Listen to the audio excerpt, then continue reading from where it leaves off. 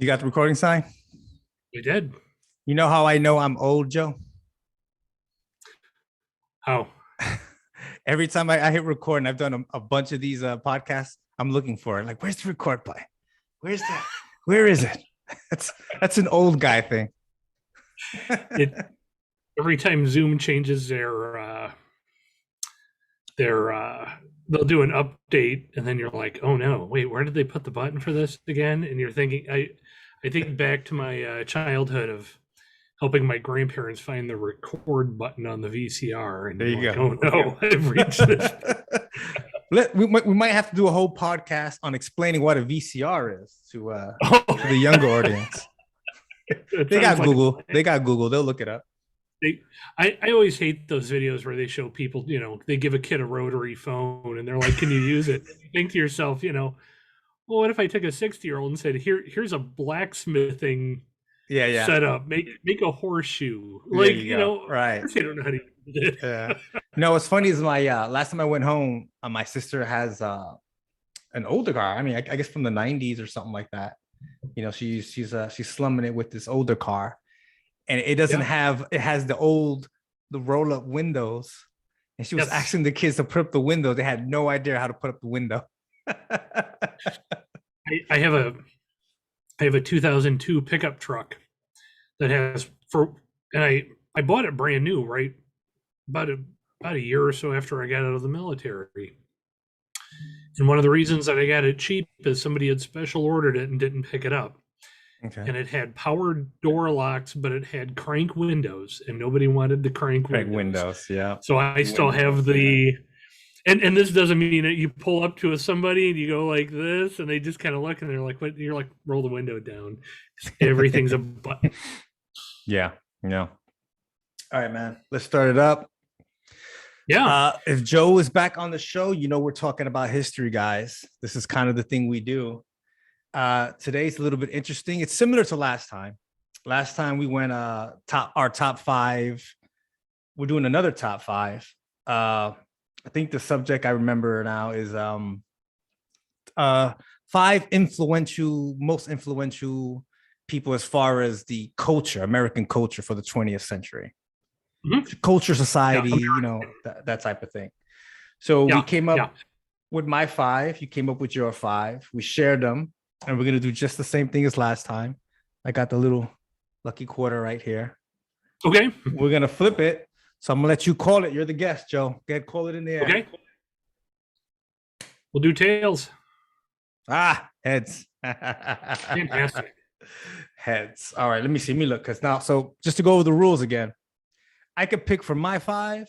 I could pick for your five. I could also defer. We could also defer. So you know what? I'll give you the pick. Oh, All thank right. you. Thank you. Yeah. So let me see who we're gonna go with. I'm looking at my five. I'm looking at your five. I think I should start with your five, and I think we should start with Henry Ford. Sure. Tell me about him. So Henry Ford is one of those famous capitalists who he has a very clouded history. There were all kinds of crazy stories. They tried to open a Ford plant in Brazil, like in the middle of the forest. I think at one time he had worked for Chevrolet or Cadillac or one of those. Yeah. Yeah. For me, really, the big thing with Henry Ford, and he was a tyrant. His son Edsel, who they named the Edsel Ford after, was just a mess because his dad was so overbearing and really just couldn't give over the control of the company. Jeez. But really, the one thing that he was able to do that has changed our world, especially the U.S., is mass production of automobiles. Mm-hmm. Before then, a lot of parts were all handmade. They were hand fitted. Some things you made, not all the bolts were exactly the same size for things, and you needed this whole array of tools, and it was really just a big inconvenience. And what he was able to do was to really not just bring that, the automobile to the mass market, but to really bring costs down Yes. to make it affordable. and then have, good paying jobs at the time. And I know that, today, I think it was, they worked 6 12-hour shifts or something like that. And at the time, that was seen as rather progressive because, Right. you actually let your people have a day off and you don't own them. Like, how strange. Right. But I remember as a kid talking to my great grandmother, and she was born in the 1890s. Wow. God bless her soul. Yeah, and she lived until the 1989, I think, Oh, 87, wow. 88, late 80s. And she was one of the first women to drive. Mm. Um, my great grandfather worked for Pullman, the train company. He was a carpenter, and he had served in both the Army and the Navy in World War I and had gone deaf from it. So at the time, he couldn't get a driver's license. They didn't let you get a driver's license if you were deaf. So she got a license so she could drive him Wow. around. And, I thought it was strange that she didn't drive until she was in her mid 30s. But of course she Yeah. didn't because Seems strange you now, couldn't right? afford a car until then. Yeah, Yeah. yeah, yeah. Yeah. The Model T had just gone out of production 5 or 6 years before that. And I think they had bought like a used Model A or something like that. But really, that mass production is what sort of allows us to have all the things that we have now, Definitely. from Model A Fords to like flat pack. I'm sitting at an IKEA desk here. You buy mass produced parts in a box that they can bring the cost down cheap, Yeah. and you can have a inexpensive piece of furniture or whatever, Yeah. But mass production was He was the really McDonald's of cars, it sounds like. yes, exactly. um, and that really changed the world for the better for the most part. There's a lot of, when you look at history through modern eyes, you're like, God, what a terrible person. But on the other Yeah. hand, what he actually did, his big idea, Yeah. really revolutionized the world and the way that things are built. Yeah, you're right. I agree with you 100%. And I think building off of that, it starts with the car, and then we start getting more roads, and then we get highways, and then we're connected all the way from the East Coast all the way to the West Coast. We build these, huge highways, interstate highways, and that's all comes from the mass production of the car. Yeah, yeah. If you look, the car was already around, mass produced for about 30 years before the interstate system was built, because that was built in the 50s under Eisenhower. And, that's also when McDonald's came out, and a lot of those. Well, everything, commerce changes big time for that. Like, so that's good for capitalism. And now people who are living somewhere who don't like where they're living can move out somewhere, right? Because it's not just regular cars, it's buses, it's trucks, it's construction equipment, it's so many other things. The whole infrastructure, I think, comes off of the automobile in some way, somehow. The car allowed people to move out of the cities and into the suburbs, and created the suburbs. And those suburbs, that highway system allowed for people who worked, like me. I could work in Chicago and I could be there within an hour. And I live out, like, I have a cornfield in my backyard here in Indiana. So just that highway system, and the car in itself, bringing that price down for the regular people, really changed the entire landscape of America. I remember somebody had said it was like the homogenization of America. Just good and bad, because all the houses look the same. I live in a bi-level. There's bi-levels all across the country. If you stop at a Denny's, it tastes the same as a Denny's in for the most part. Yeah. So the menu. What it also kind of did was it took away a lot of the local personality and things, and kind of good and bad to everything. Yeah. Sure. Yeah. So, and I think we mentioned this last time on our podcast, that I don't remember how, but I feel like we talked about it, that back in those days, most people, they didn't venture out maybe 10 miles from where they were born because Yeah. it's just too freaking hard to get around. It seems crazy to us today, but this was the world that we're living in, or we were living in. Yeah. Yeah, and a lot of I think the U.S. is unique in the fact that we have the automobile and the interstate system, and we're so large Yes. that it's not on. 2-3 years ago, my sister and I went to a family reunion in Oklahoma City. So we drove together. My family couldn't make it because of other things. Her kids couldn't make it, so her and I were like, well, we'll just drive down. It's a 13-hour drive. Northwest Indiana to Oklahoma City. You're there. Right. There's people. I remember living in Italy, and I was shocked that people who lived there had never been to Rome or Venice or whatever, because venturing out of that little area. Well, we live in a very specialized, small little fishing village, or if you will. Yeah. But just the idea of, you're like, dude, it's a 45-minute bus ride and an overnight ferry away, and then you're in Rome, and they're like, oh, it's too far. Whereas in the because of what we have there, we're like, oh yeah, well, we can drive to Florida, whatever, that's fine. We went to a family reunion at this summer over at in Kentucky. But it was at what the hell's the name of the army fort with the Kentucky? The gold repository. Trying to remember. Is it Campbell? Fort Campbell? What is it, Annette? Fort Knox. Fort Knox. Yeah. Oh, okay, Jesus, how did I forget that? Yeah, exactly. Well, so my cousin's stationed at Fort Knox, so we drove on to Fort Knox, and then we had done a Google search on what's the closest oceanside beach to Fort Knox, and it turns out that it's Myrtle Beach. So when we were done with the reunion, we drove there, and we spent 3-4 days, and then we drove right back. And it wasn't, oh no, we're driving it's 8 hours to Fort Knox, it's 8 hours to Myrtle Beach. No big deal, just a little extra gas money. So definitely, man. But yeah, that the automobile and the highway system really changed the way that America changed the world, changed the way that the world operates. Yeah.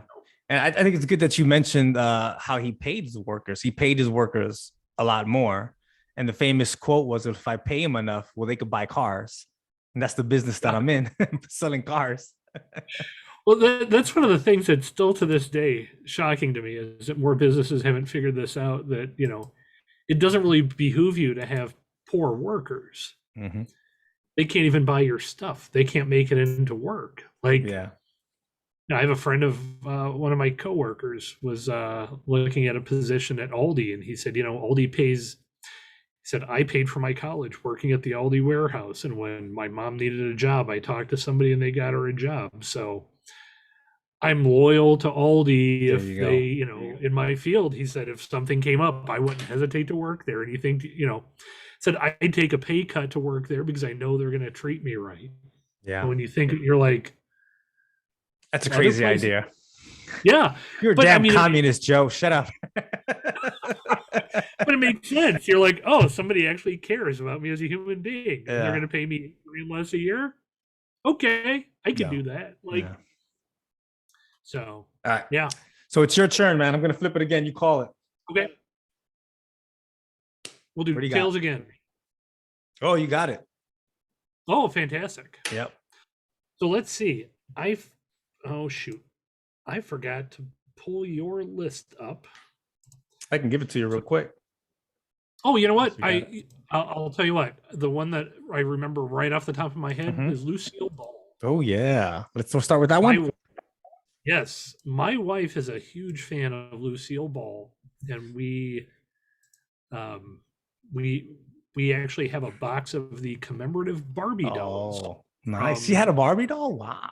She had a whole line of Barbie dolls. I believe that. Back in those days, you got into anything you could. Yeah. Yeah. So, well, that's the thing.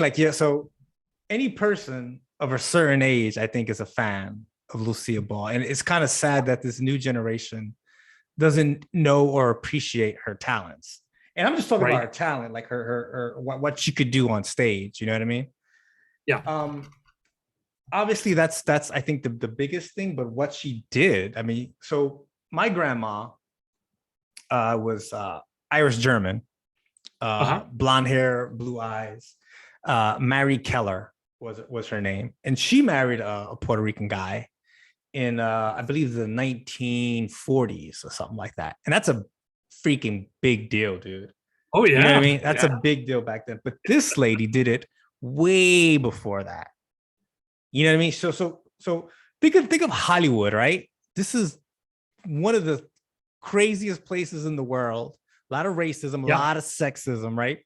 So she begins her career in 1929 as a model. Think about that. Just first, okay, this beautiful woman is a model, right? That's just there. Let's objectify her. Let's just keep her in that role. You're just a pretty face, lady. Right. You know what I mean? And 20 years later is when she starts. 1951 is when she starts the I Love Lucy show. In between there somewhere she marries her husband. I want to say like in the 30s, I think it is. So Sure. this is depression, you know, and to be able to do that and move on, I'm guessing this woman just didn't take no for an answer, and the talent is just remarkable. It's Yeah. I dare anyone of born after 2000 to watch an I Love Lucy episode and try not to laugh one time. Yeah. Yeah. You know what I mean? Yeah. It's they don't make shows like that. They don't have talented people like that on television anymore. It's just phenomenal. Yeah. Yeah. And you know, after I Love Lucy, she had the Lucille Ball show. All kinds of She had things. all Yeah. kinds of stuff too. Yeah. Behind the scenes. Okay, so you lead me into another thing. In 1962, she becomes the first female head of a network studio. Yep. 1962. Yeah. You know, we're talking civil rights, women's lib, and she's the head of a television studio in 1962. That speaks volumes of how talented she was and what she must have opened up. I mean, she's a trailblazer for sure, right? Definitely. And I mean, and what she did, she didn't end sexism, she didn't end racism, but she gave people who came after her something to point to. So when these executives are trying to say, well, a woman can't do this, or a Black person or a Latino person, they could always point their finger to her and go, she did it. Yeah. Yeah. You know what I mean? And sometimes that's all you need to get in, to crack the door a little bit. The woman, the white woman who's married to a Cuban Latino, guy. Yeah. you know, opens her own studio. Do you know what the most famous television show to come out of Desilu Studios was? Which one? Star Trek. Nice. He gave Star Trek a chance twice. There's actually 2 pilots to the show. That's right, because Kirk wasn't on the first one, or William Shatner wasn't on the first one. Right. That's right. That's right. And then when it got picked up, you know, they had their 3-year run, but because of Lucille Ball, you know, all Star the Trekkies and everything. Yeah. And which really launched the whole genre of popular science fiction and God knows how many different things. So she was she was I've watched interviews with her in the past where it's like snippets of stuff on with she's her sharp. on like Dick she's Evan. real sharp. Not sharp, but like you could tell that she was a ball buster too. Yeah, she was. You had to be. You had to be back then as a woman. Come on. Yeah, she was tough for sure. But have you ever seen a picture of the Lucille Ball statue? No. In her hometown, they put a Lucille Ball statue in, and it was called the Scary Lucy because the guy tried to do some sort of like more artistic look to it. It was so bad he got death threats from it. Jeez. And then they ended up putting another one in that looks much more like her, like from the beat 'em her heyday or something like that. Yeah. And but yeah, I find that funny because the statue was so bad that they had to make a second one. They were like, nope, we're not going to do this. Yeah. So her impact on our society, the culture of America in the 20th century, it's so huge, and I think we can't really quantify it. You know what I mean? Because I think it's still paying dues even today. Like, how do you How do you measure that? Like I said, to this younger generation, I think they don't understand. But guys like me and you, and our parents and stuff like that, we loved her. We knew her. Yeah. This woman couldn't walk down the street without someone recognizing her. She was just Yeah. that Yeah. popular. And I wonder what the long-term effect of her and, mixed marriages really was at the time. Exactly right. So as I'm saying, like, how do you even measure that? She made that okay. Yeah. It's funny to me to look at, me growing up as a kid, and, you see some kid who, mom's white, dad's Mexican, and you're like, what? That's, I grew up in Indiana too, so that's a whole different. Yeah. My kids are like, what? So yeah, like, exactly. What? They don't get it. They don't think twice about it. You'll hear, oh yeah, I hate that kid, blah blah blah blah blah. It's has nothing to do with their parents. It's because they just hate the kid over normal teenager shit. Yeah. He's really didn't play into that. So yeah. Awesome, man. I thought she was just so impactful, man. You know what I mean? I wish more people knew. Maybe we could do a whole campaign, get something going, like let's reinvigorate her career or something like that. Well, the idea that owning the studio at the time was crazy, and I don't remember who she sold it to, but she really, once she sold Desilu, she didn't have to work again. No. Like there was no question how much staying power that's. There was also something about she sort of invented the 3-camera setup for television. I think I heard something about that too. Yeah. That's so she was just remarkable, man. Standard for soap operas, sitcoms, and stuff. Yeah, and all that. No, they do the same exact thing because she, a lot of the physical. Right the first time you stick with it. A lot of the physical comedy, I think, even that you see today, is probably based off of stuff that she did too. Oh, sure. You know what I mean? She was hilarious. Even Laverne and Shirley, working on the assembly line. That's Lucy. You know what I mean? That's just so many things, bro. The natural progression. She played a huge part in that. Yeah. All right. Just getting rid of the good old boys committee was probably worth it. Well, I mean, the thing is with capitalism, the real race is green, right? So if you can make people a lot of money, all right, they'll put up with it, Yeah. Yeah. Well, yeah. I don't like your ovaries in the office, but it's making me a lot of money. So yes, I'll deal with it. Yep. Yeah. Here you go. All right, here we go again. Call it Joe. All right. Tails again. Heads. Aha, I win. Okay. All right. Make sure I look at all of these right here. All right, let's get a little bit newer. Let's get out of the past. Yeah. I'm going to talk about Sean Parker, aka the Napster. I'm glad, because this is one of those things that I really, for whatever reason, I don't remember a lot of the Naps. All I remember is Metallica in court, the lawsuits and stuff. Yeah, it just completely swept by. I'm glad when I saw this on the list. I thought, "Ooh, good." Yeah, something that I know nothing about. So same as you, man. I think that I learned retroactively, like kind of like, oh, and watching the movie, the Aaron Sorkin movie, The Social Network. I didn't know he had anything to do with Facebook at the time. Yeah, he was the first president of Facebook. The guy's a multi-billionaire. After getting sued a lot too. Takes time. Yeah, so if people watch the movie, there's a famous line which made me think of him and which made me put him on the list, which was in the movie, the guy who's the buddy of what's the guy who runs Facebook? What's his name again? Zuckerberg. Zuckerberg. So he's Zuckerberg's buddy at the time, right? And they're just meeting Sean Parker at the time. And the comment is something like, I'm gonna mess this up. Something about like, I took down the record industry. And he's like, no, you didn't. Like, you lost the lawsuit. They sued the hell out of you. And he's like, yeah, well, when's the last time you saw Tower Records? You know what I mean? So you really got to put it in perspective. You really have to think about like what happened. Me and you, like again, we're showing our age here. We remember what it's like to go to the record store to ask the Yes. guy, "Do you have this record?" You know what I mean? That is gone. That whole experience of our childhood is gone. It's non-existent.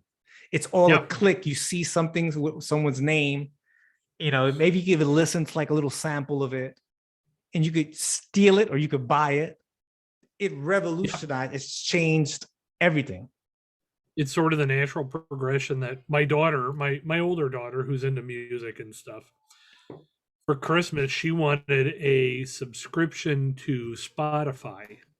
Mhm. That's what she wanted for Christmas, and I'm like, oh, whatever. It's $12 a month. Everybody Uh, can do whatever. The catalog in it is just amazing. The downloads are, and I'm looking. I've got a closet here right Full of within CDs, iShot that I probably. know got two big boxes of CDs, and I'm like, I really don't need these anymore. Like No, they don't obsolete. serve a purpose. Yeah, It's like the battleship, man. It's just yeah. It's go. it's super cool, but it Yeah. doesn't serve a purpose. I can build a Raspberry Pi, the little $20 computer, Mhm. with a 1 terabyte hard drive and have more music on that than I'll legal music because Yeah. of that. Bought there Yeah. because of it. Yeah. Yeah, I mean, the whole thing with Steve Jobs, the iPhones, the iPad, all of that comes from him doing this. Like he didn't invent none of these things, but that movement of the sharing the files, the music files, and all that stuff, that all starts with him because he's the one that started it. Yeah, yeah. It's amazing because you look at the amount of I remember going. We had a little place called Woodmar Records in Calumet City, Illinois, and you could go and you could buy CDs, tapes, LPs. I remember buying a Depeche Mode LP when it came. Depeche Mode, yeah. Um, you could get the band T-shirts. Had a little bit of like your head shop type stuff. It Yeah. was that cool old school. It hasn't been around in 20 some Yeah, years. I Kids have know. no idea what a record There store are a is. few around, but they're like niche vintage type places. You know what I mean? But Yep. what I feel, forget about how he influenced the culture because it's huge again.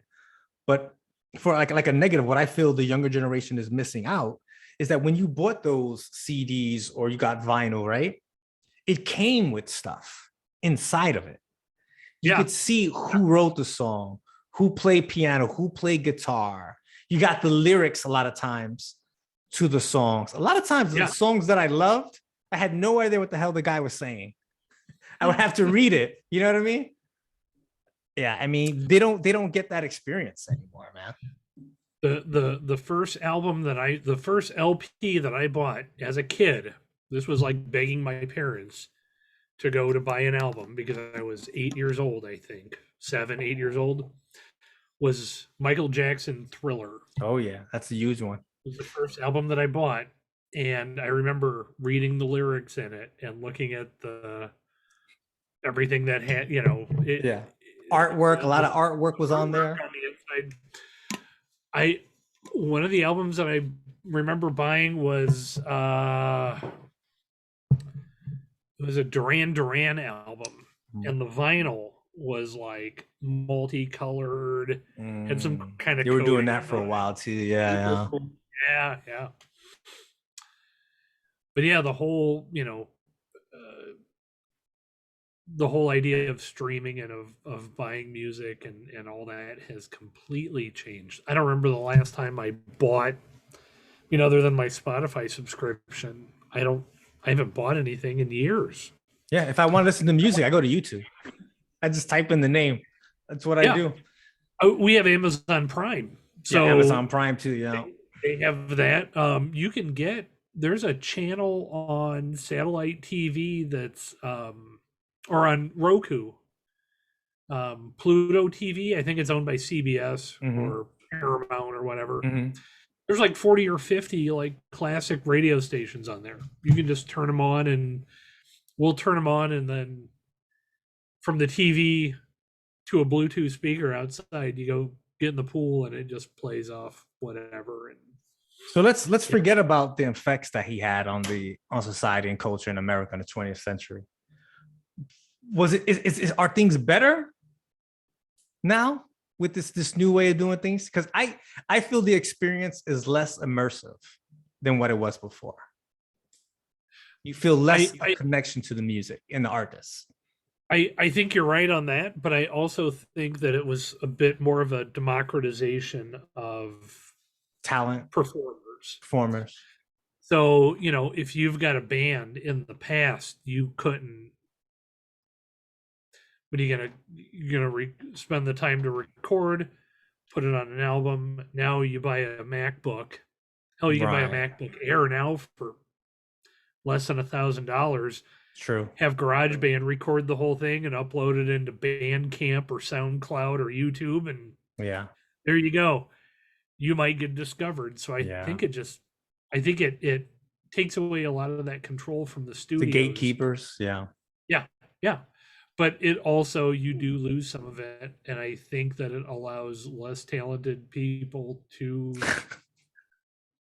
have music careers. Like, I don't want to be that old guy, but some of this stuff that my kids listen to, I'm like, gee, this is terrible. I know. And they're And famous people. These people got millions of hits yeah, on stuff. yeah, I'm like, yeah.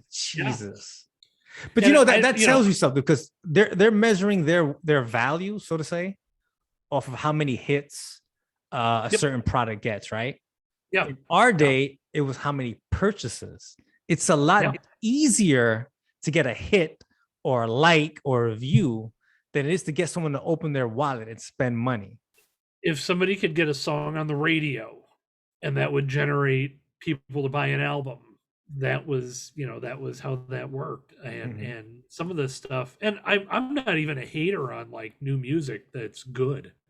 If it's My good, younger right? daughter's a huge like Lady Gaga fan. I like her. Yeah. I'm not a fan, but I can appreciate her talent, like what Mhm. she does, that she's actually a talented person. Oh yeah.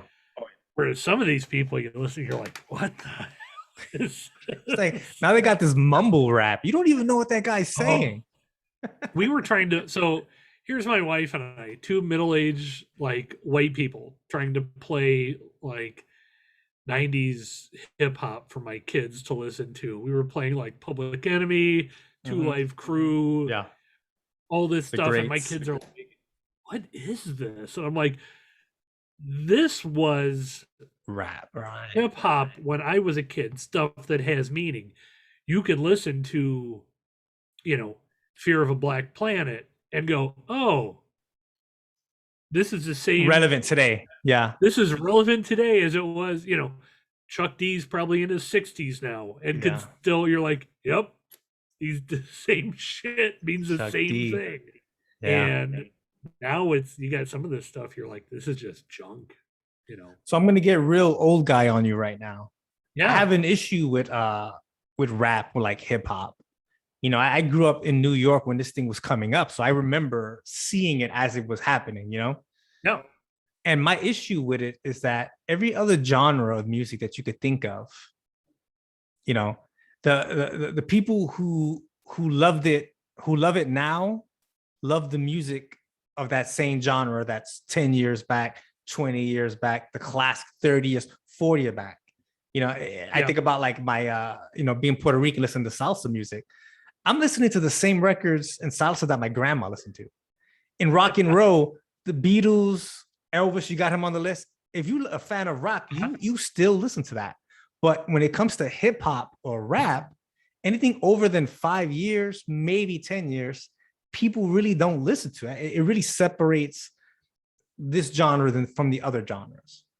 Yeah. I think it's because it evolves so fast, because it's not, it's it's sort of the music of the people that you may or may not need, you know, not to sound snobby, but you might not need music lessons in order to do it. Your parents didn't have to shell out cash for piano lessons or voice lessons or any of that stuff. It was music of the people from the neighborhood, and you know, maybe the skill set is different that allows it to be changed, or maybe because it's so relevant to The moment, the time that it's yeah, coming out. Yeah. that it just ages really quick. I don't know. I mean, I still love the old stuff. You know what I mean? I do too. I Yeah. still every Christmas I play Christmas in Hollis from Run DMC for my kids, and they're like, "This one again?" You're like, "This is a Christmas." This goes along with Bing Crosby. All right. And It's a classic. Yeah. it's a classic. All right, man. Let's stop being old guys. Here we go. I think I won the last one, right? So I'm gonna flip again. Yeah. I'm gonna call heads. Okay. Oh, shit. Oh, I'm not looking. Flip it again. Tails, you win, Joseph. Oh, fantastic. You know what? I'm going to go back to you, Okay. and I want you to tell me about Roberto Clemente. Oh, this is the first one I picked on the list when I thought of this whole idea. He was the first one. So, and one of the reasons that this is a little relevant for me is I just watched my favorite team completely sell off. They Cubbies? sold the farm. Yeah. Oh, geez. It was just a big fire sale like 3 weeks ago. So I've had baseball on my mind. And when I saw Roberto Clemente, I thought, oh, the good days of baseball. And that's the thing, like we're showing our age again, because, you know, we remember when baseball was the thing. It's hard for people to understand it now. Yeah. Everyone knew baseball players. Everyone followed teams. It was huge. It was the sport in America. You know, for a century. For a century, it was America's pastime. And people don't. Yeah. Oh, well. So I don't want to just to go in the weeds a little bit because it is baseball. You're a New Yorker. Mm-hmm. Are you Yankees or Mets? I love all my my New York teams, but if I had to pick one, I'm a Mets fan. You know, I grew up in the 80s, and that's when the Yankees were in the cellar and the Mets were like took over the city pretty much. Yeah. You know, I remember one of the first games I went to, I got to watch, I think Gary Carter played for the Mets. Oh, he was awesome. Yeah. Catcher, Gary Carter. Yeah. I saw him in the early 80s because I was a kid when like Sandberg had the Sandberg game, and we had, we got Rick Sutcliffe, and then we completely folded like a lawn chair to San Diego, and that was the end of that. But that's when I remember like baseball being kind of pure, Yeah. And the idea that one of the reasons that the Cubs had such a base is they were owned by the Tribune Company, the Chicago Tribune newspaper company, who also owned WGN, which was one of the first super stations. So they broadcasted nationwide. So all these places that didn't have a baseball team, you had the Cubs smart. on TV. So smart. Yeah. That's the same thing with Notre Dame. Why Notre Dame was so famous too. That's right. Oh, you're Catholic and you got NBC? You're a Notre Dame fan. Pretty much. And but the Yankees had the legacy. That's why you have a lot of Yankees fans, because they had so many greats over time, and people that grew up in that era were big fans. But no, tell me about Roberto Clemente. So again, being Puerto Rican, he died in 1972. I'm born 5 years later. Playing baseball maybe like 10 years after that, in Little League and stuff like that.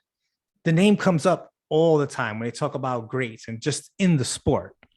Yeah. But remember, like we're talking about having an influence in the 20th century of culture and society. Jackie Robinson breaks into the league, breaks the color barrier, right?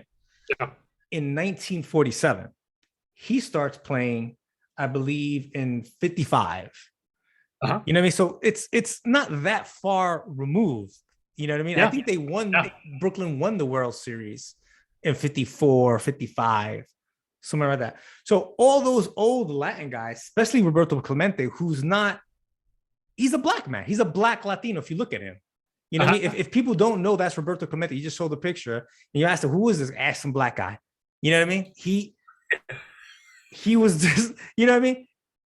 He played the sport. He won, I believe, several batting titles.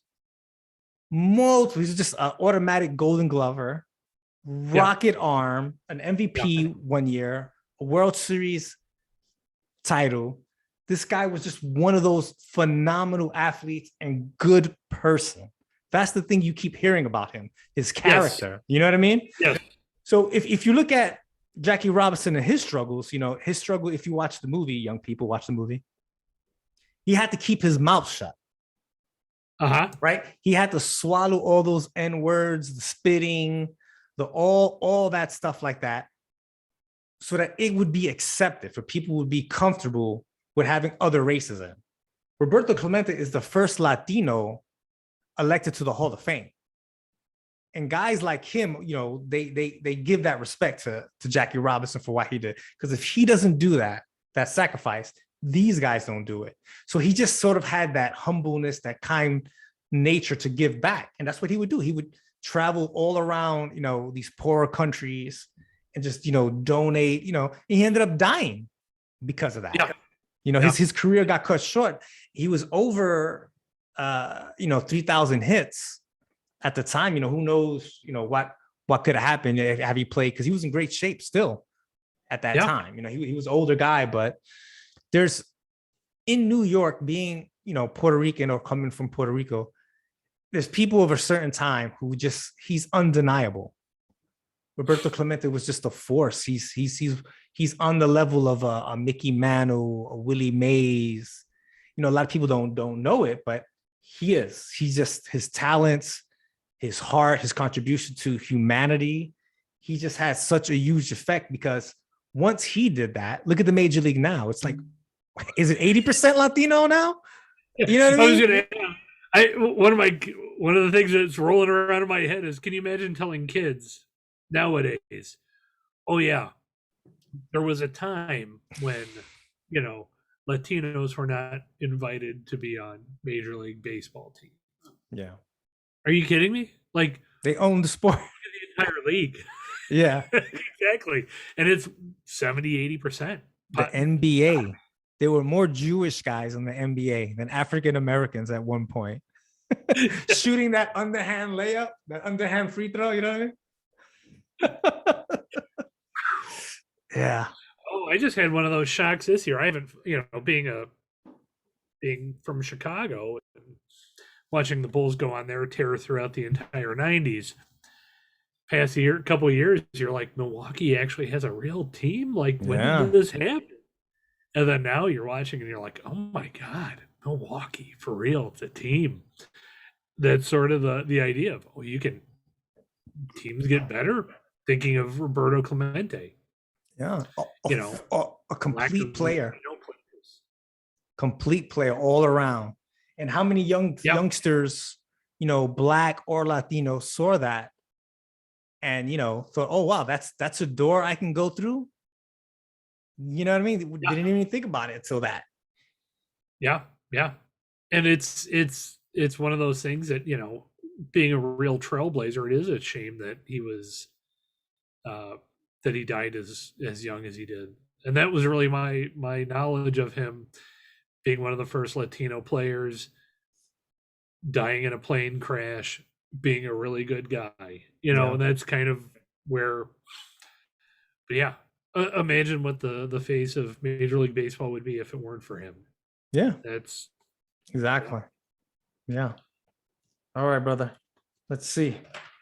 You won this one, right? So it's your call. Yeah. All right, here we go. Call it, Joe. We'll do heads. Heads, you got it. Oh, cool. All right. Well, we only got about like 5 left, right? Yeah. 1, 2, 3, 4. We got six left. Yeah. So I'm just going to go with the easy one. And the first American of the 20th century that was most influential that popped into my head was FDR. Yes. Awesome. So FDR, we all know, they created a amendment to not have somebody as president for more than 2 terms because of his 4-term presidency. Really controversial during the early part. Almost didn't get elected for his 2nd term.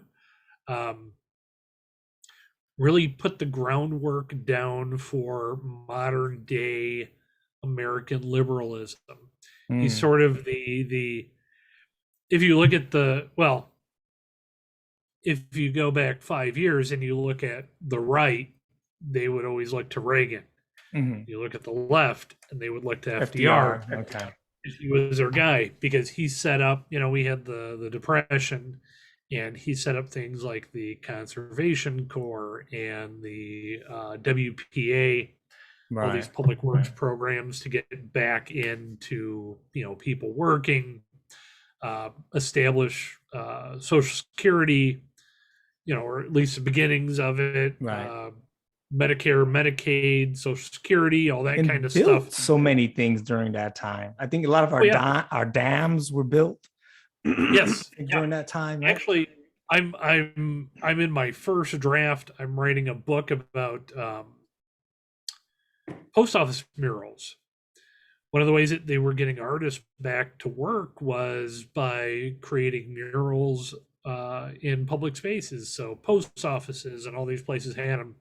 And I have a first draft of a book about the Texas post office murals, and most of them are still around. Yeah. At least 3/4 of them still exist, and people can go in and see this artwork that was created. But just the social safety net, and then you go into World War II, and you have the Lend-Lease program, and him sort of putting the right people in charge Mhm. in order to win the war, knowing that I don't think he wanted to go in, but after Pearl Harbor, he had no choice. But surrounding himself with the people that he, kind of placing the right people in the right position for the right job, getting us through World War II, or most of the way through it at least. The entire culture of our country, and anybody who's Democrat, slightly left, whatever, you can't deny the fact that he was the person that really created that Yeah. those social programs for us. Well, he took over. It's in the Great Depression time. You know what I mean? It is the lowest part, of our history, and he got us through that. So when he entered office, we were at our economic lowest, and when he left office, we were on the upswing. A lot of that's because of World War II. Right, exactly. We benefited from, then again, we go back to Henry Ford, mass production of equipment. The German army and the British army, all of their tanks were actually built by train companies. So they were all cast, and they were all very intricate and all this stuff. Whereas we could send a shitload of Sherman tanks over, you could blow half of them up. It's okay. We got more, right? That was the strategy. I read that somewhere. That was a strategy. Yeah. There was a guy, I remember there's a great channel on YouTube called the Tank Museum. It's a tank museum in the UK.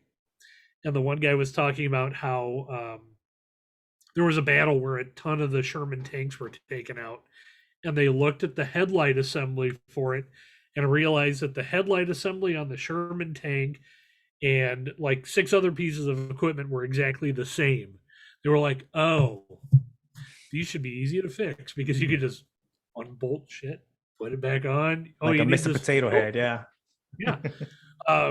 Merlin, the Rolls-Royce engines that were made in the UK, they were all handmade. They gave those plans to Packard, and Packard mass produced them. So did Cadillac. It was a thing where you could just make stuff.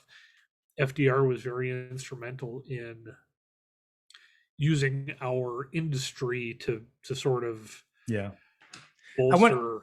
I want to sort of go back to before the war, though, because like I said, it starts his career starts with the Depression. You know what I mean? Yeah.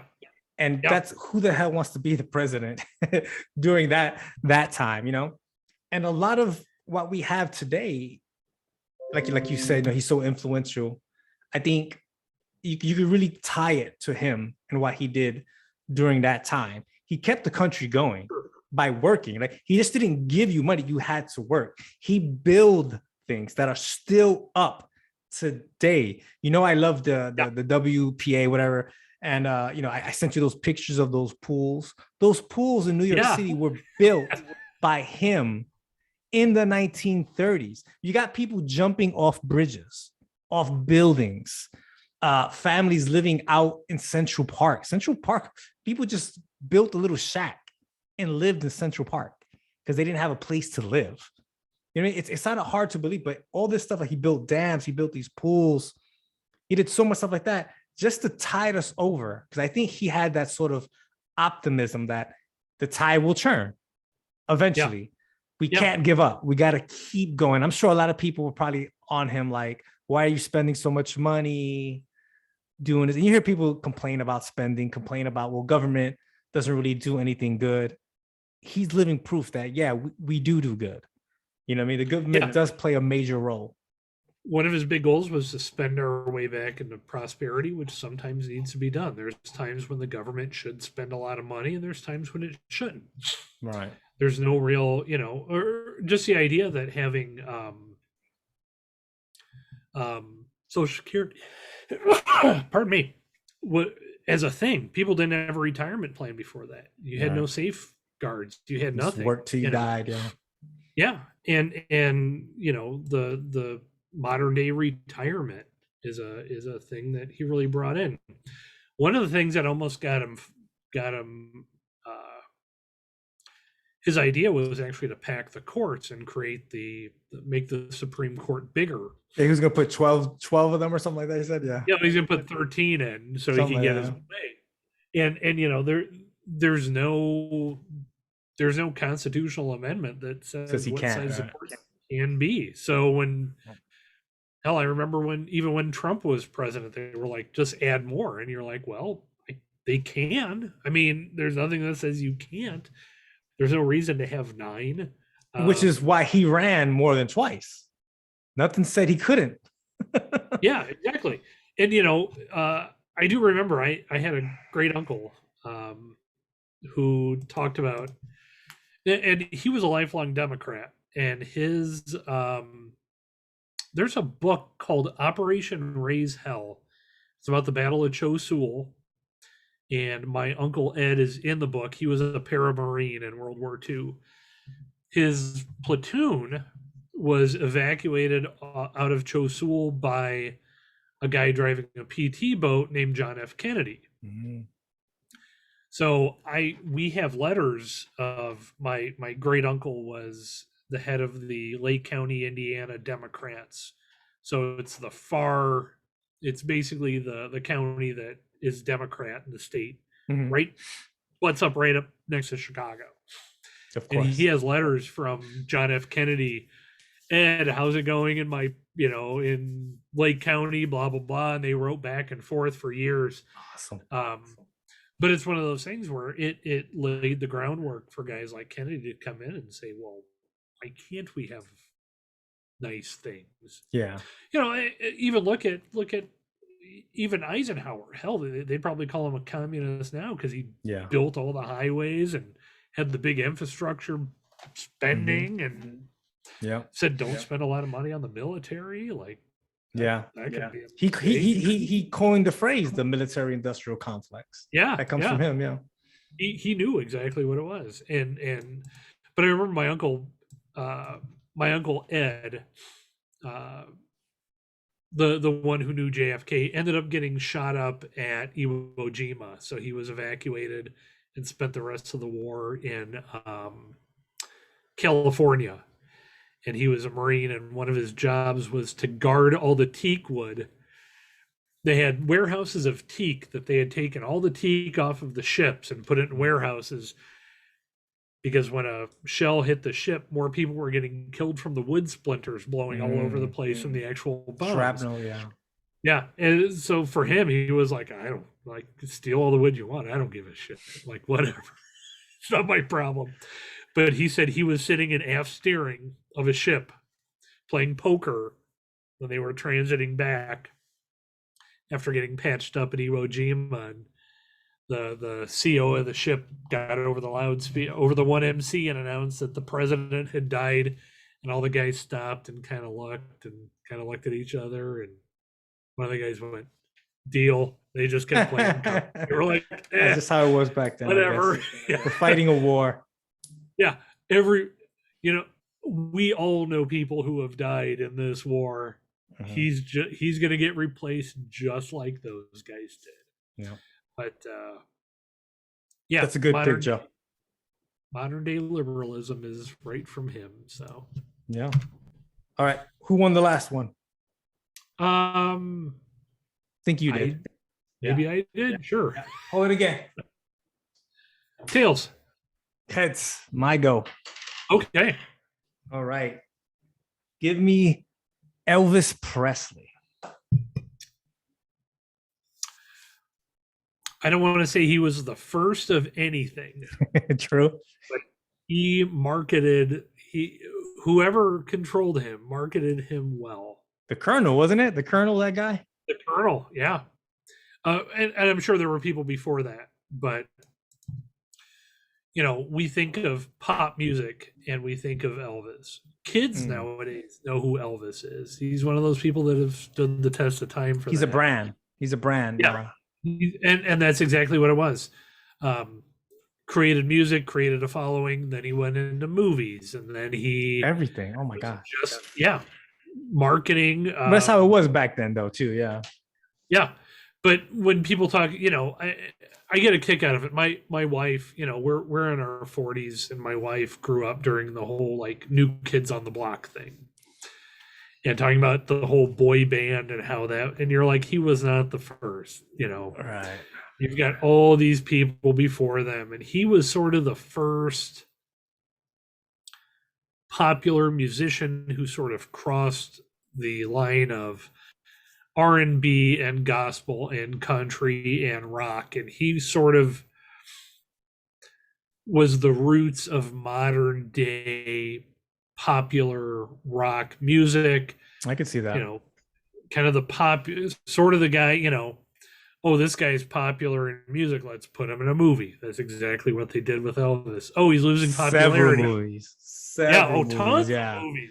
Jeez. Oh, let's do a comeback album. Let's do Christmas albums. Yeah. Yeah. You know, he did Vegas in the late 60s as his comeback thing, you know. Vegas. He had so many phases. He had the Vegas phase, the Hawaii phase. Yes. And the sad part is it really, to me, is also the epitome of a regular guy who was a musician. I don't know how smart Elvis was. I don't want to judge the guy. Right. But I'm guessing he was just a regular dude who had a lot of talent, and he was manipulated by so many people. Right. And just, you know, they literally beat the horse to death. And he just, you know, it's sort of that. I think that was the business model though at that time. That's what you did. You find something hot and you just keep feeding it to the ground. Yeah, right. Exactly. Yeah. Yeah. And I think he was much more of a victim than we really think of him as, because of the fact that, like, let's face it, nobody wants to be the dude that dies on the can, you know? Yeah. That's and his drug addiction and all the other things that really happened to him really kind of look at, you know, he's sort of a tragic figure. Young, yeah, exactly. And there's people, you know, how many celebrities that you know that people still think are alive after they've been killed? How many, you know, you've got this whole aura of Elvis that sort of perpetuates. You're right, man. Because I mean, Jesus, like I said, you know, I'm from New York City, Puerto Rican. I didn't, you know, really grow up listening to his music, but I'm a, you know, I am a consumer of pop culture. And in those days, he was all over it, and he's been dead for years. And I knew so many people who were upset. The guy was like bigger than the Pope. You go to Catholic's house and they got pictures of the Pope. If they got 2 pictures of the Pope, they got 3 of Elvis. You know, he was just that kind of guy. The memorabilia. Oh, my Graceland. People still go to Graceland. I remember I used to go to a Italian guy, a barbershop in Queens, and the dude's barbershop was full with Elvis Presley stuff. Just everything. People were unabashful about it. You know, I'm an Elvis fan. And the interesting about him is that you could say he started rock and roll, but I mean that's not fair because, like you said, he didn't really create. He was doing what a lot of other black guys, especially like Little Richard Yeah, and stuff like yeah, that, were doing. And I'm not taking anything away from Elvis because he was talented. yeah. You know, he had it, but he didn't create this, right? But No. he took it. You know, he was able to, maybe because of racist reasons. Maybe there were black artists, Latino artists, Asian artists who could have been just as good, but it didn't happen that way. He was the one that Yeah, took it. You could say that he started that rock thing, right? But rock yeah. very soon after him branches out because he's way different than the Beatles, Oh, than the sure, stuff you see in sure. the 60s. And then you get into metal, all kinds of crazy stuff, you know, Yeah, later on. The special thing about him, which I think kind of endured him to the blue collar, that working class middle American, that he didn't change with the times like that. You know, he was very much going to put in work, wear my suit. You know, he served in the military. Nobody in the yeah, Beatles served in the military. You know what I mean? He was very American in that old sense of American. Like you do yeah. your time, you know, you speak yes, ma'am, yes, sir, type of guy. And I think that endeared him to a lot more people. Made him And more I think Disney in a way. yes, and I think the fact that he was much more like if you looked in the '60s at where you would have put him, this In is the a time, counter drug culture type thing you're talking yeah, about, yeah, right? he was much closer to doing Motown albums. He had a rhythm and blues to him, yeah. Yeah, he was definitely that, definitely gospel. He had that. He kind of had the South. He had black culture, Southern culture, on Right. top of all the other things that he had going for him. Just the talent. I mean, um, when you said the army, I remember when I was in college, I had a political science professor who was a French immigrant. He grew up. He was a little kid during World War II, and his family had to hide in the champagne cellars Wow. during the when the Germans were bombing, and then when the Americans came through. And he said, as a kid, he walked out and he looked and he saw the Americans. Like one day, they just woke up and went out, and all the Germans were gone. And like, where the hell? Well, here comes the Americans coming Yeah. through. Yeah. And he said he watched a truck come out and put a temporary bridge over a bridge that the Germans had blown up. Mm-hmm. And they drove across and they went out. He looked at that and he thought to himself, as a Frenchman, that would take us 2 years to rebuild that bridge. And the Americans did it in 30 minutes. I want to be one of those guys. So he moved to America. When you're looking up to the U.S. Army, you've done something wrong. Hey, remember in La Maddalena, there were buildings. I did 4 years in La Maddalena. There were buildings that when I got there were like halfway built. And when I left, they were 51% finished. Exactly. Jesus. Oh, yeah. But he had said, so his goal was to become an American, and he, finished school and left France and came to America and applied to college and joined the National Guard or the Army Reserve or something. And that was one of the things that he said. This is a guy who had a PhD in political science from University of Chicago, quite popular, written a lot, done tons of research, was a full professor at Indiana University. And one of the proudest things he said, not only did I serve in the United States Army, but I served with Elvis. There you go. Because one year in the 50s, they all had to go on deployment to Europe for Cold War or whatever. Yeah. And he was in Elvis's unit, and he was like, every American should have to do this and that, which I don't necessarily agree with. But on the other hand, like Elvis really was that guy who he didn't shirk his responsibility. He was a trailblazer. And unfortunately, there's something with rich people or with famous people that both, yeah, it just doesn't end up well. I think it's not a natural a natural thing. I mean, all of us, it's easy to sit here and judge these people Yeah. until you've walked the mile. Can you imagine? Like, look at the whole. Remember Dave Chappelle when they were Oh like, yeah. "Oh, he went crazy. He went to Africa." And listen to him talk, man. His stories, like it's people start just coming out of nowhere, asking you for shit. Like it's Yeah. just it's a crazy thing. Like I think there's a documentary. I forgot what it's called, but I think it's like the lottery curse. Something like 90% of the people Oh who win yeah. the lottery are broke within like 5 years or Yeah. something like Yeah. that. It's just, you know what I mean? Like you don't know what it's like until you're Yeah. put in it. I know everyone says, well, I would do this and I would do that. Shut the fuck up. You won't because you don't Yeah. know. It's because you're thinking from a dude making 40, 50, 60, 70 grand a year going, oh no, I wouldn't do. Then you're given this Mhm. all this money that you can't spend in your And your lifetime. freedom is gone too. You don't Yeah. have that And you freedom look at it anymore. and you think, oh, well, just this once I'll do this. Just this once. The And wolves are out trying to get you. yeah. It's Yeah. not a natural place to be, man. Yeah. All right, I'm gonna say I don't know whose go it is, but I'm gonna go, Joe. I'm gonna pick Yeah, that's fine. Go ahead. heads, tails. Shit, go. Okay. I would like for you to talk about Bill Clinton. Yeah, all right, Bill Clinton.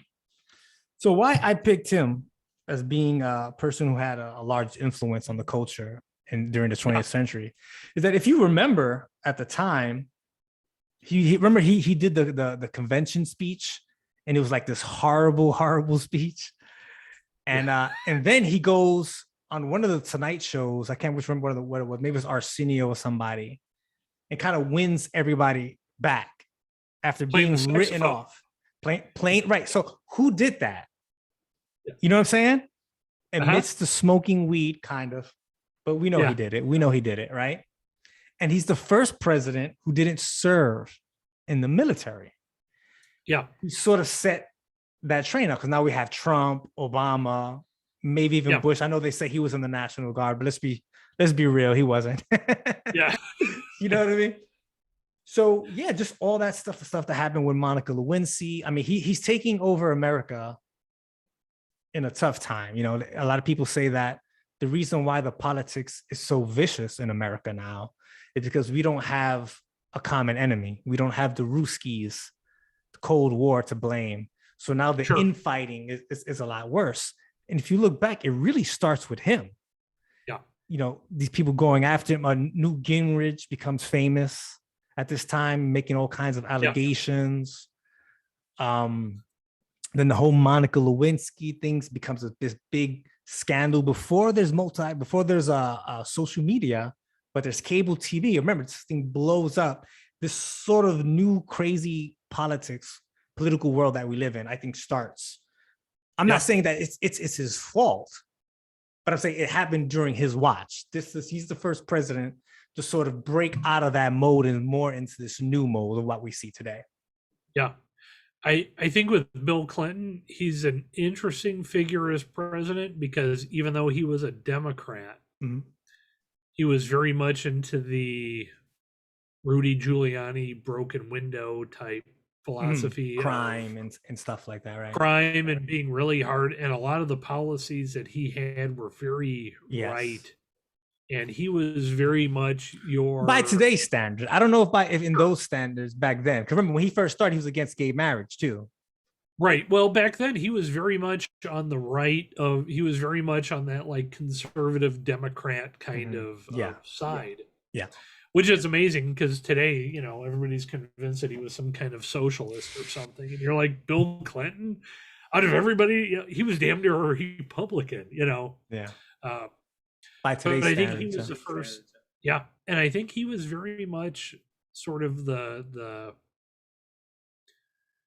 guy that you know, he came in, he transformed the presidency into a little bit more of a. I think with Reagan, more human. Yeah, well, with Reagan, it was very much a personality thing, and Clinton really amplified it. Okay. And was really willing to show his emotion, and he was much more accessible. You know, yeah. he seemed like a regular guy. Guy, right? Yeah.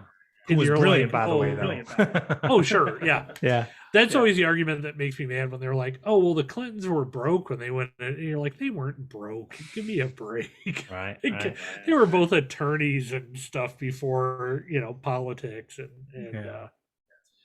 but yeah, and I think we would have seen more of that had Hillary won in 2016. I think we would have seen Bill Clinton part two. Yeah. I think it would have been very much centrist Democrat policy type things. Um,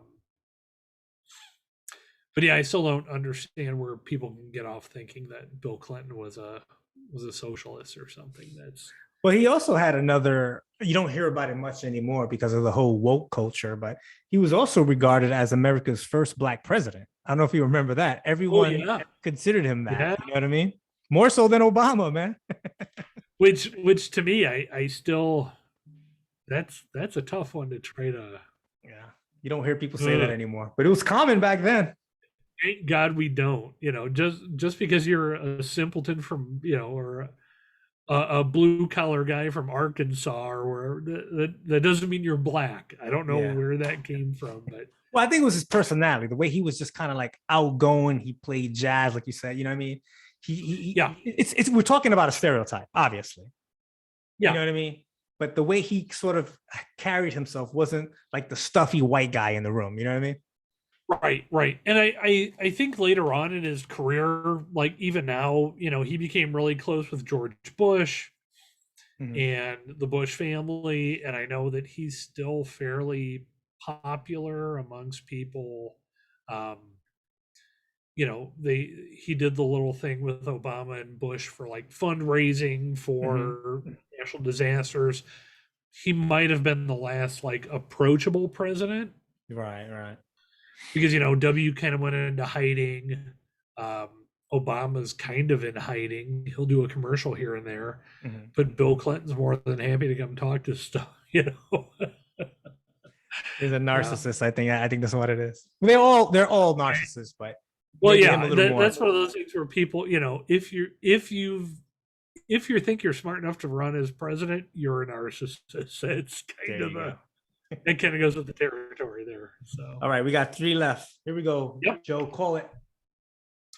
Heads. It's tails. Okay. So I'm gonna go with George Marshall. Tell me about him, because I had to look it up. I knew the name.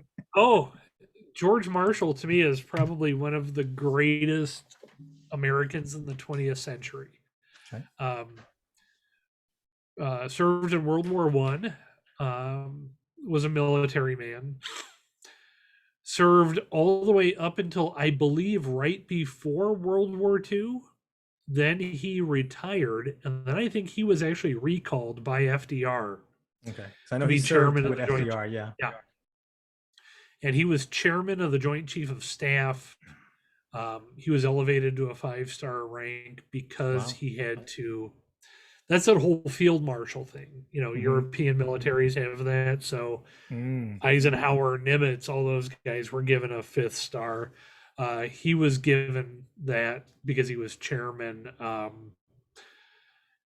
Brilliant man. After the war, tried to retire and was called back as a civilian.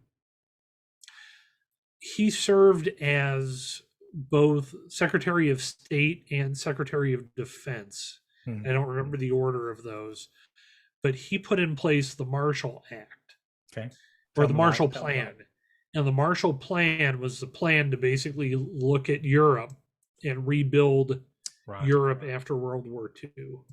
So strangely enough, the guy who was a 5-star general, Secretary of Defense, also won a Nobel Peace Prize. That was because of him rebuilding Germany, Europe, Italy, France, England. Yeah. Just the fact that Europe is, a power. You've got the EU, which sort of unified all these small city-state type countries into one large Western. Do they still have that? Is the EU still a thing? I don't know. Yeah, unless you're English. Unless English, right? Yeah. But yeah, it's one of those things. Basically, he was instrumental in rebuilding an entire continent. Um, that's really hard to do. It takes a special person and a I real don't know. drive. So you're the historian. Has anything like that ever happened before, where you conquer your enemy and then you rebuild them? Yeah, we did that with Japan also. Right. But I'm talking about Except for before World War II. I mean, because World War II happened in a lot of ways. Hitler happened, the Nazis happened, Yeah. because we didn't do anything like that. We pretty much said, "Fuck you guys." You Yeah, guys we told started this Germany, war. fuck off. You owe us money. Yeah. And then they were like, "Oh, we can't repay this, so I guess we'll just take over Europe again." I don't think so. I think the U.S., we under the Marshall Plan rebuilt Europe, rebuilt Japan, Mhm. in a little bit different way. We've tried to do it before. One of the reasons that we spent 20 years in Afghanistan was to try to do. We didn't do a good job, but that's a whole different thing. But in the past, it was all colonization. Mhm. If you Right. won, you just took it over. It's yours now, right? And what the Marshall Plan did was really to say, we don't want to be governor of Germany or governor of France or any of that. We don't want to deal with it. Let's just rebuild their economy and then trade with them and benefit from Right. it. So, if I would recommend reading a biography on any 20th century person, it would definitely be George Marshall. He would be the guy that I would Yeah, I found it interesting that he won a Nobel Peace Prize. I was like, wow, like I just did not know that. I knew he was an army general, but looking through it, I was like, okay, wow, that's pretty amazing. All right, we're running out of time. Here we go. We got 2 more to go. It's my turn. Yeah. Suck at this. You know what? I got another coin over here Right. somewhere. Heads, it was heads. Okay. I'm gonna go with mine. I'm gonna go with Stan Lee. Yeah.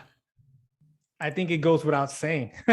If you're a fan of movies nowadays, but so I've watched documentaries of him, and I read his biography, which was like a graphic novel a few years back.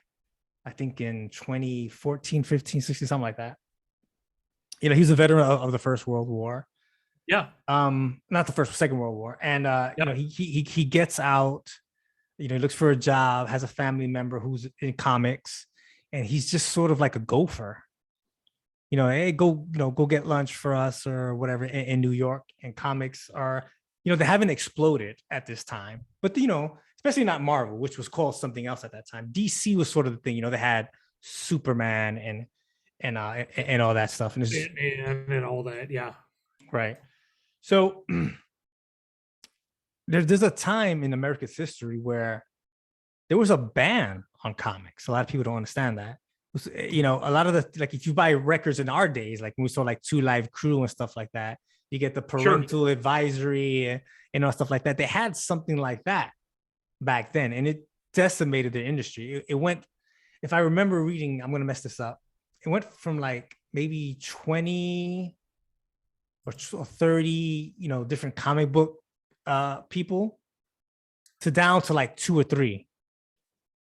Everyone just lost their jobs and just the business, but they, he stuck through it, and it went through so many different metamorphoses, so many different changes. It started with like the superheroes, then it went into like war, army stuff, like Captain America comes from that in World War II.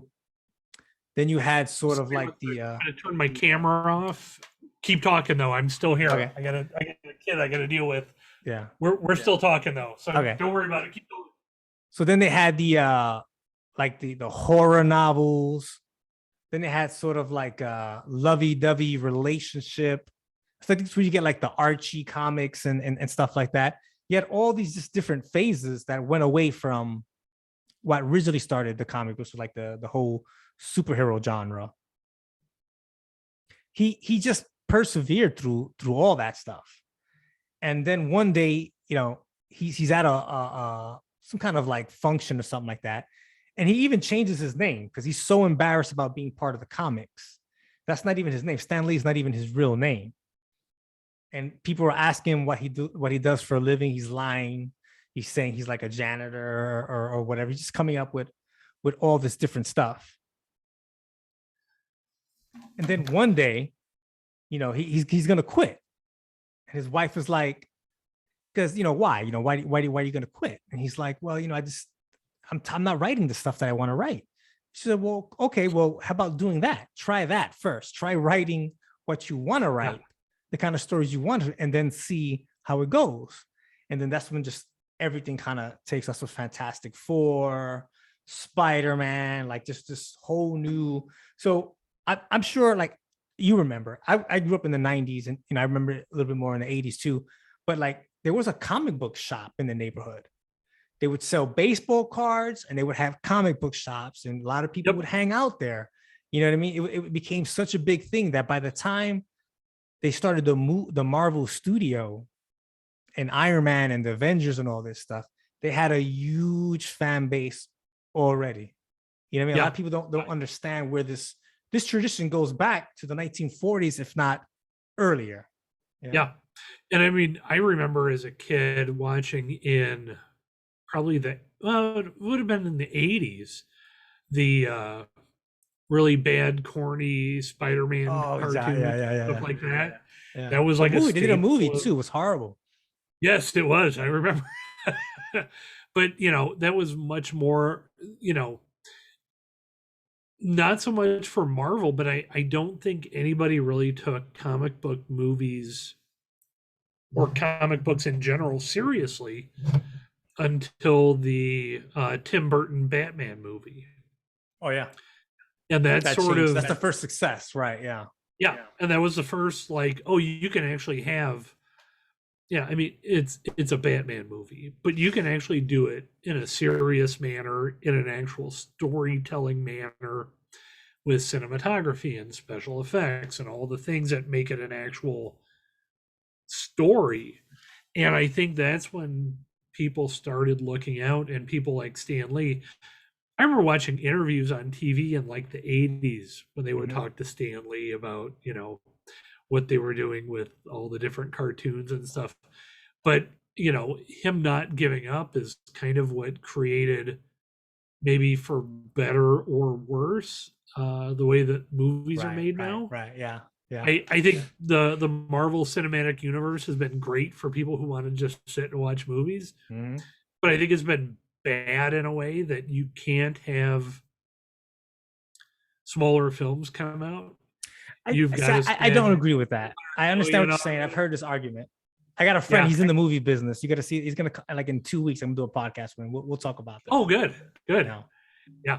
But I think it was good and bad for, or it was probably good for movie theaters because it allows them to still exist. But yeah, I remember, he always seemed like, I watched that there was a free documentary about him on YouTube that I would also recommend if you search around. It's not hard to find, but kind of gives the Stan Lee story and how a guy who just sort of stuck with comic books changed an entire, changed not just comic books, but fiction in general, superhero stuff, fantasy stuff, the movie. The way we write fiction, it's everywhere. Yeah. So, no, that's a good choice. I would have never thought of Stan Lee from the beginning, and then you sit and you're like, oh well, wait a minute, they've got 3 or 4 movies that come out every year. What I think. And the comic books, they're so huge. They're still selling.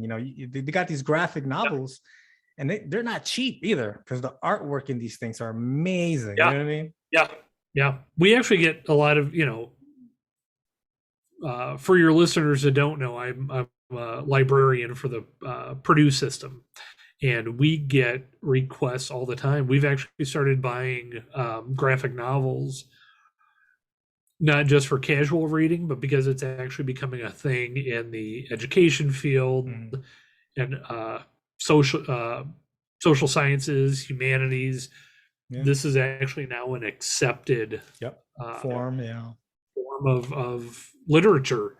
I remember the first time we were talking about local comic book shops. We had a little one by the high school I went to, And at the time, I was more into baseball cards than anything else. But I remember seeing the Batman Killing Joke Joker. comic book going, and it was the first edition was $40, and I thought, Wow. who would spend $40 on a comic book? A lot of I people. wish I would have spent $40 on that comic book. Maybe like Now, 4,000 now, right? Yeah. yeah. I'm assuming it's worth substantially more than the uh, Wade Boggs rookie card that I bought. It's probably not worth it nearly that much. Are those worth any money now? Baseball cards? I'm sure some are. Yeah. Most of them, I don't see. I remember I think I still have a 2000. Remember, you could buy the entire. Yeah. Big box. Yeah. Yeah. I've got a Tops. I think it's from 2000. I should actually look up and see how much it's worth. Yeah. Doubt if it's worth. It's probably worth what I paid. But that's for something it. they told us as a kid, like collect these things. It'll be worth money. Because Yeah. the trend was baseball cards always went up every Yeah. year, if you look at, throughout the century. But Yeah. now, and I don't know if that's still true. Yeah. I don't know. Hell, I would almost. I'd almost bet that if you have a kid who has some unopened first edition Pokemon cards, are probably worth more than Yeah. baseball That's cards, crazy. because there's more of a market for it. Yeah. That is nuts, man. All right, brother. Let's end it. It's your guy, Bill Gates. Yeah. Let's go. Bill Gates. Guy started a business in his own garage. Can't Just get any sort more of- American than that, right? Can't get any more American than that.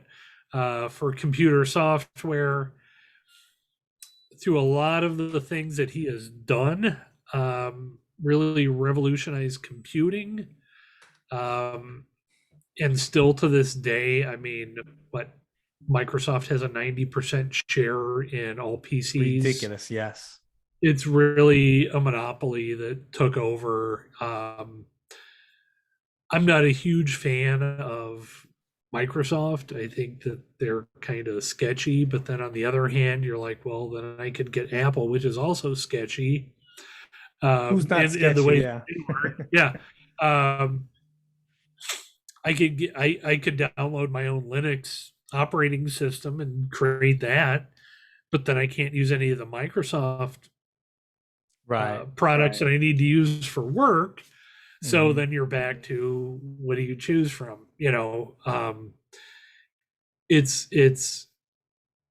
I really can't, and I know a lot of people like to fault billionaires for being billionaires. Right. I mean, it's a valid argument. It really is. I'm not going to take that away. But a guy who basically built an empire on a computer operating system and then decided that his goal after that was to immunize the world. Right. He's not all bad. He's not all bad. I mean, you could argue how he might. I don't think his intentions are bad. I think that the real deal might be, but yeah, it's amazing. I mean, the idea that Microsoft sort of brought my first computer was it had Office, or it had Microsoft 3.1 on it. And I remember that as the first thing with an actual point and click mouse interface. And then after that, everything has sort of evolved from that point.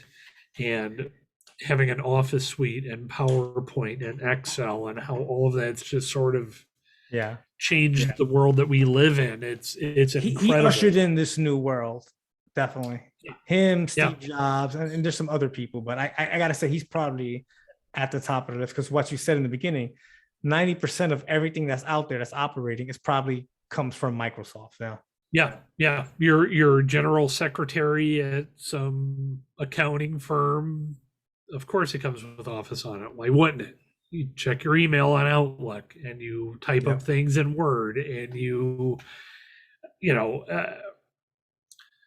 I think it sort of brought computing to the general public, because part of the thing that they did was they filled computers with spam, right?